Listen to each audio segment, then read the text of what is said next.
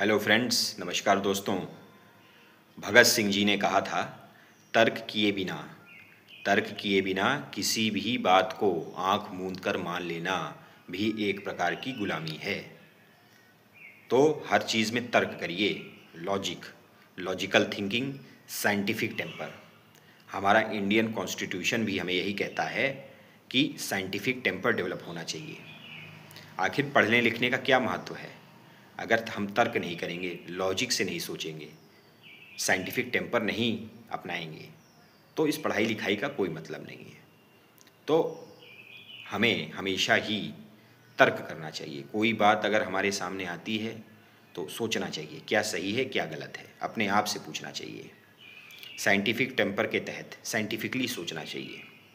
तो भगत सिंह जी ने उस ज़माने में कहा था, आज़ादी के पहले, कि तर्क किए बिना किसी भी बात को आंख मूंद कर मान लेना भी एक प्रकार की मानसिक गुलामी है।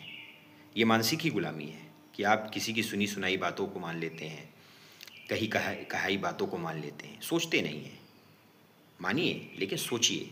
गौतम बुद्ध भगवान ने भी यही कहा है कि तर्क करो, सोचो, मेरी कही हुई बात को भी मत मानो, पहले सोचो क्या यह सही है या गलत है। इसी तरीके से हमारे जितने संत पुरुष हैं सब ने यही कहा है। और अंधविश्वास, अंधश्रद्धा इसीलिए फैलती है कि हम कोई भी बात ऐसे ही मान लेते हैं। इसलिए तर्क करना बहुत आवश्यक है। इंसान का दिमाग अगर हमें मिला है तो उसका यूज़ करना, उस इंसान की तरह सोचना बहुत आवश्यक है। तो इसलिए ये बात आप गोल्डन थॉट है ये आज का सवेरे का, कि तर्क किए बिना किसी भी बात को आंख मूंद कर मान लेना भी एक प्रकार की गुलामी है, और मेरे हिसाब से तो मानसिक गुलामी है।